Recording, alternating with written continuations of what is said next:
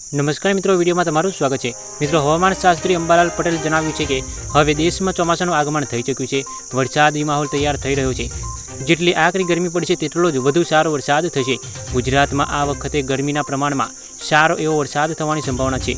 ખાસ કરીને સૌરાષ્ટ્ર, કચ્છ અને દક્ષિણ ગુજરાતમાં ભારે વરસાદની સંભાવના છે। અમદાવાદ હવામાન વિભાગ દ્વારા આગામી સપ્તાહને લઈને મહત્વની આગાહી કરવામાં આવી છે।